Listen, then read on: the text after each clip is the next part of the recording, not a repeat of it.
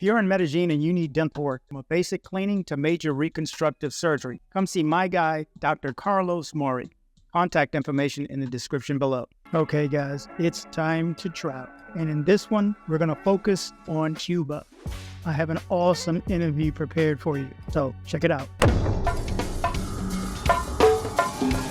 Hey, you watching, man? Right now, you're watching DC Born Rob on YouTube. Morning, good evening, good afternoon, wherever it is you're located. Thanks for watching. My name is Rob Christian, also known as DC Born Rob, DC Rob, answer to them all. Again, this video, I have a special guest with me. We're jumping from country to country for the next few weeks, and I want to take you this time to Cuba. So I have a special guest, Emily from Cuba. How are you, Emily? Hi, I'm perfect. Thank you. How are you? I am doing well. Thank you so much for jumping on. So we're going to give my people from Colombia, Guatemala, Vietnam, Philippines, we're going to tell these people, my viewers, a little bit about Cuba. And I really need to know it myself because actually I've wanted to go for some time now, but I was told we could go and I was told we couldn't go. So we're going to cover all that, especially for those who haven't been and want to go as well. But since we are coming as a little video, my last video from Colombia, where we had a couple of deaths of foreigners, I'm going to start with one question, and that is Cuba dangerous? No. Cuba is one of the safest countries I know. In there, I'm a woman. I used to go out at night, and I could go back by myself to my place with no fear.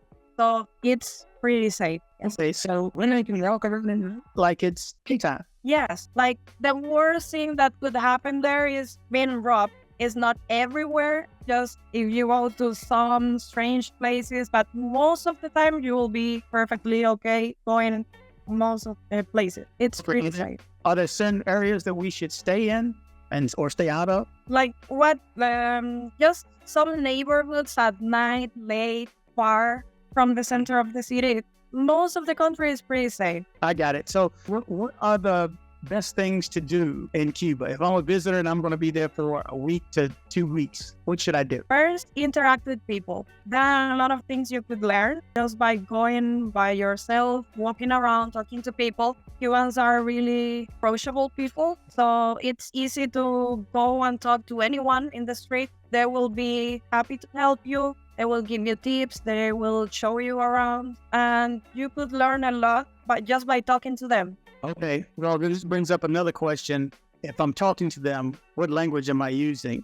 I speak a little Spanish, but do I need to be fluent in Spanish? Do they speak English? What's the makeup there? Well, most of people speak some English, not perfect, but it's a mix. It's Spanglish, and usually you get to understand at least part of what they're saying, and they get to understand you. So there's always a way to communicate with us. It's easy. So, well, next, let's talk about, since we're going to talk to them, chances are we're going to be talking to them in tourist areas, and people are going to want money when we want to buy food, hotel, everything else. So let's discuss money right quick. Do you know what the exchange rate is between the US dollar and the Cuban money? And isn't there two types of Cuban money? Well, there was two kind of currencies, different ones. One was 1-to-1 with the US dollar. The other one was 1-to-24. 24 Cuban pesos for $1. But that changed a year ago after COVID. The government made this sort of an arrangement in the economy, and it was messed up. But they unified both currencies. Now we only have one. And the exchange rate is said to be 24-to-1 US dollar. But that doesn't happen. It's only the government rate. In the streets, prices are completely different. It could be, right now it's around 70 to 100 Cuban pesos for $1. It's completely different. What is that in the street? Because I know there were, I don't know if you call them black market or whomever would exchange the money in the street. How did they come up with their rate versus what the government says? Well, the rate in the street, in the black market, which is the biggest market in Cuba, is the real rate, because the government is trying to get the prices fixed, but that doesn't work for real because they don't have the offer to give money in that exchange rate. 24-to-1, they don't sell you the US dollars, and you need the dollars to buy there. because right now, if you want to buy food or first need items, you buy them in US dollars or in another international currency. Cuban peso is not good there right now. Not many things you can buy with that. So people buy and sell in the street in the black market, and the exchange rate there is set by the market. Okay, so let's say to keep it even, I bring $100. So bringing more. But if I bring $100 and I need to exchange that, you guys want the US dollar, right? You want the paper dollar there. So at 24 to 1, if I buy it in the black market, do I get the 24 to 1? Just so I'm sure. Or more. In the government, yes, you would get 24. But in the black market, you'd get more. Around 70 to 100, depending on how lucky you are to find the right people to sell it to. And even you can use your dollars to buy stuff, not even need to exchange the currency. Mm-hmm. Oh, so people will take the dollar. I can spend $1 there. For sure. Just doesn't get too small. I guess 50 cents. You take coins also, US coins? No, the coins are harder to exchange because there's no way we can trade it later. Only papers, bills. Okay, well, this opens up the next question then. Which is better, card or cash? Cuba always cash. There are not many places where you can use your card, like mostly in hotels or government-owned places. But for most of the regular stuff you are going to do in Cuba, you just use cash. Okay, so now this makes me interested again about the black market. How does the black market operate? Who is the black market? Who is it? Just some guy that has enough money to start his own bank? Black market is all of us. Everyone, it's in there. It's your neighbor, your friend, your family, everyone. It's in the black market because you can't find the things you need in the government places, in the regular market. So for people who travel abroad or have family going out and into the country, they just bring stuff to sell. That's where the black market start operating. It doesn't matter what it is. If it's currency, if it's clothing, if it's medicine, if it's anything you can find all of the things you want there for a price. Okay, so you guys do barter then. I'll give you this dress for these pair of shoes, or there's a value to everything. So goods and services can also be exchanged, right? Not just everything. Okay. So one thing that, and I haven't been to Cuba, but one thing I get grief on Colombia and a few videos that I've done is I didn't care for the food that much. Sorry. I apologize. I don't have an eclectic taste, but I'm used to, we're in the United States, we're fed sugar and salt, and so we're overstimulated with seasoning, and we need that. So when we go there, we didn't have it. So what's the food like in Cuba, and what's your national dish? Well, food in Cuba is delicious. I'm sure you'll love it if you go there.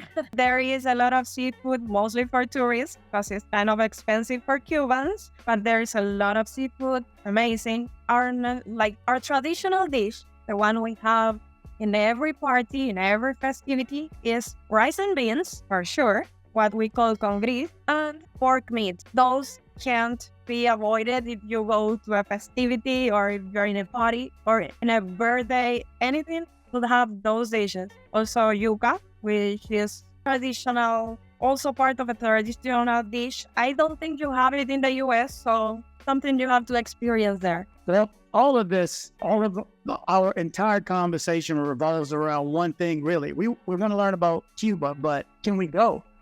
Is it possible for Americans to visit Cuba now? Yes, it has been possible all the time. People usually don't know, but it's pretty easy to go to Cuba. There are 11 categories of authorized trips to Cuba. One of them is support to the Cuban people. You just need to check that mark when you say why you are going to Cuba, and that's it. I have a lot of friends and family in the US. They have been to Cuba many times without any kind of problem. And it's so easy. You buy your ticket in the airport. They help you with your application for the visa. It's so simple. And then you just need to check the mark of support to the Cuban people. That's it. So simple. Everyone can go. So when you say at the airport in my city, I need to buy the ticket there. I can't buy it online. You can buy it online, but you need to fill a form. It's like you're saying why you're going to Cuba. In that form, the people I've worked with, they always get it at the airport. But I think you might also get it online. Probably it's okay. It's just to fill the information on why are you going to Cuba. And most of the people now choose support to the Cuban people. That means you're going to spend your money and your time in contact with people and not in the government places, like big hotels. But since you're paying in cash, most of the things you're paying over there is there is no way to track everything you do anyways. Okay, so I could price a ticket online, then go to the airport, buy the ticket, fill out the form. What exactly is the visa? Is it a paper visa? Is it the stamp when we land? How do you get It's it? a paper visa. Okay. Like, yes, the one I've seen, it's a paper visa. It's really easy to get. But this, People coming over to Cuba saying that they never thought it was going to be so easy to get there. Like, many were afraid at the beginning because when Trump entered the administration, things changed a little bit from what Obama did. Obama opened up the relationship with Cuba, but Trump closed a lot of things again. Even though that didn't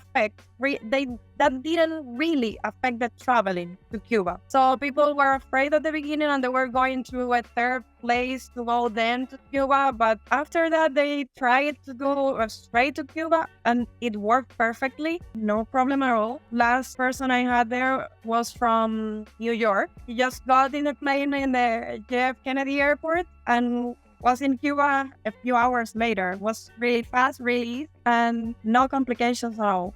okay, so I'm going to go. I'm going. No, you know, I met a woman videos ago. I was at a transfer at MIA, and I met this woman, and she spoke very little English. I spoke very little Spanish, but we had a conversation. And she had a restaurant there, and she used to come here and buy restaurant supplies and go back and forth. And she said that you had to stay, when you go, stay with family, stay with the Cuban people. Don't stay in the fancy hotels. I don't know if you could or you couldn't. Is that part of your visa that you cannot stay in the big Hilton hotel or anything? You have to stay with a family or an Airbnb? Well, you are not supposed to stay in a hotel since you are going for support to the Cuban people, part of the visa. But as I was telling you, if you're paying everything in cash, then there's no way you will really have problems because of this. I've known a lot of Americans that prefer to stay in hotels because it's more similar to what they are used. Anyways, I recommend staying in private houses because there are a lot of good private houses, like high-end private houses. You can share with other people. You will have your independent bedroom with your bathroom and everything. There are a lot of high-class work. You can have a whole place for yourself. Well, you can pick anything you want. And it will be going straight to the people instead of the government, number one. Number two, it's more personal. Like, you get in contact with the real people, not just the staff of the hotel. You get to ask questions. You get to receive tips about how to go around the area, how to buy whatever you want to buy there as a souvenir. It's more interesting, right? Okay, and they feed you too in some of these places, right? For sure. That was a big thing. Now, I don't know. Our countries have been screwed up since I was born. I mean, this is the early 60s since this crap has been going on between the two countries. But I don't get too much into the political part of it. But we have kept your country down to a level where you could not modernize like we have and like the rest of the world has, really. We have had embargoes and we stopped things from coming in. So how advanced is the country? Is there internet? Does everybody have Wi-Fi TV? Does everybody have a laptop? And do you have to buy load for your phone? How does that all work? Okay. When you get to Cuba, you're going to realize, like time traveling. There are a lot of things you are going to see there that you are going to get surprised by, like cars, technology, like in a lot of places, old. You will look at that like a museum. But we now have internet. It's not everywhere, but you can get access to internet. We use it there by cards. You buy a card for, depending how many hours you want to buy the card. It could be 1 hour, 2 or 5, depending.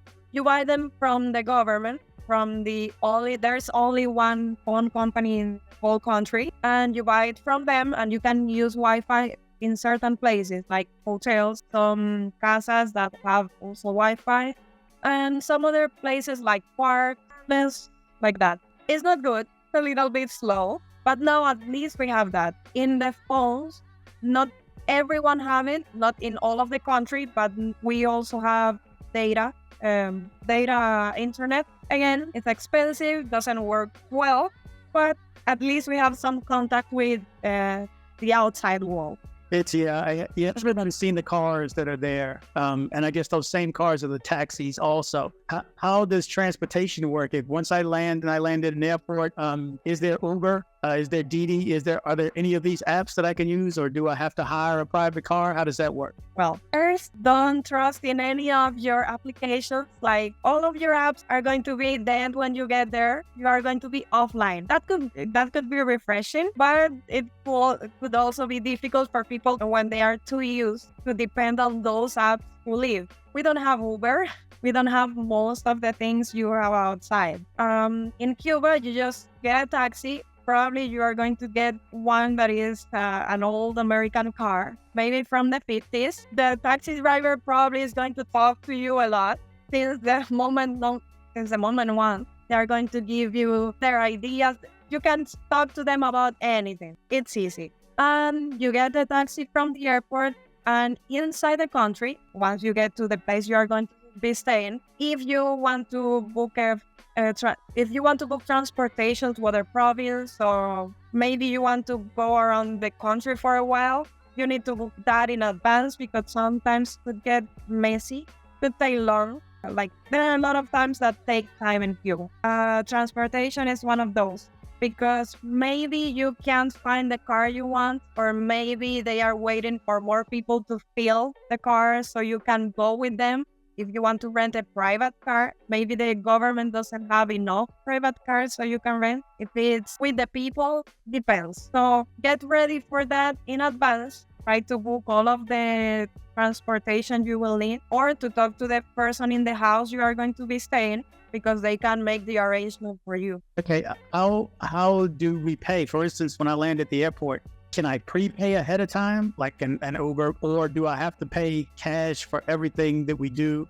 Pay cash ahead of time? Do we pay cash when they drop us off? What's the protocol? Usually at the end, you pay in cash. There's no easy way to pay in advance or through apps or anything. So cash is what moves things around over there. The best way, like from the airport, usually you pay around $30.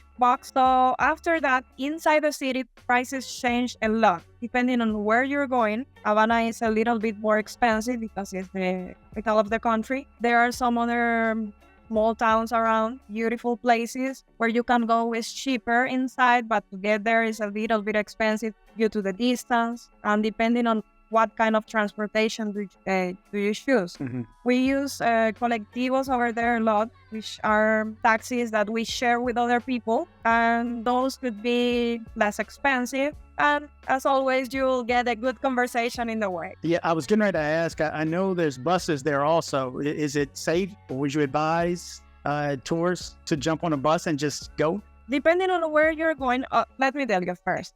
Yes, it's safe, really safe. But depending on where you're going, it's easy or difficult, because buses over there is not like every 1 hour or something like that. You need to book in advance. Sometimes there is not availability, so there's no way you can take that bus. If you want to get to a place to a certain time, because you have a schedule, sometimes you just go with the private transportation. Buses, you need to book in advance. Okay, would you know if they rent? Well, the rents cars, but they may be out. Do they rent motorcycles also, or scooters, or four-wheelers to get around the island? Yes, but there are not too many. And getting those, it's also a problem sometimes. As I was telling you, if you do things in advance with this kind of things related to transportation, it's better, because you make sure of getting what you want. If you are in a hurry or it's a last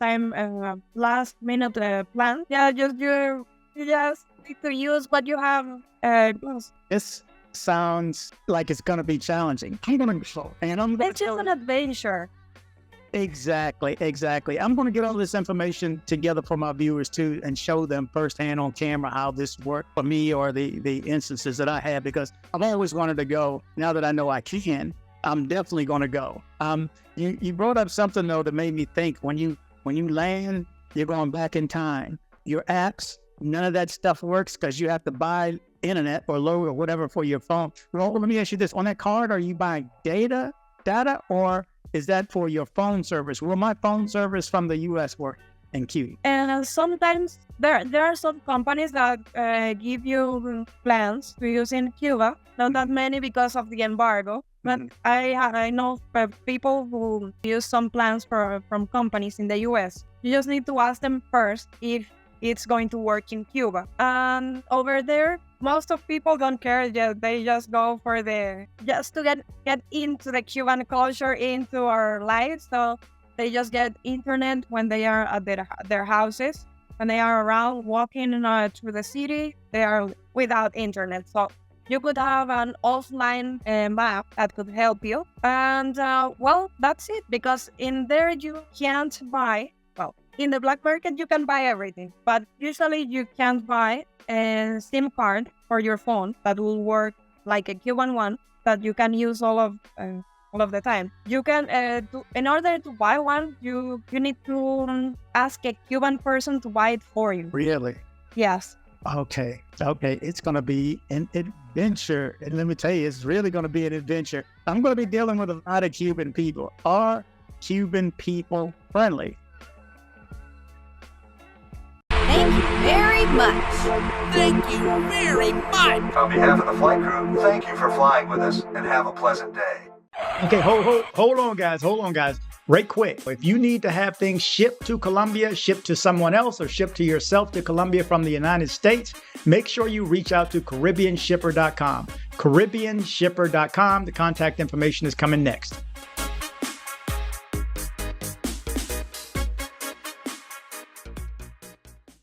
Join me on social media. I am DC Born Rob Official on Instagram. I am DC Born Rob Official 1 on TikTok. I am DC Born Rob O on Twitter. Don't be like this guy right here. You're just so stupid. I had to send you a video to let you know that you're so stupid. That's right. Don't be like this guy right here. Join me on social media. Headed to Medellin, Colombia? See my guy Andres with Nomad Travel for safe airport pickups and drop-offs and tours. Contact information in the description below. Okay, guys, another day, another trip. I'm getting ready to hit the road, and guess what? One product I'm taking with me. That's right. It's the Epica Travel Adapter. It's going with me wherever I go. You need to do the same.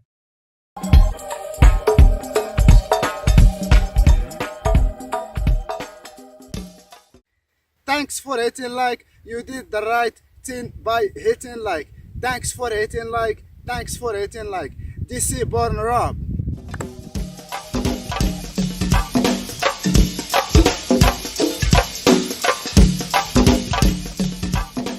If you're in Medellin and you need dental work done, from a basic cleaning to major reconstructive surgery, come see my guy, Dr. Carlos Maury. Contact information in the description below.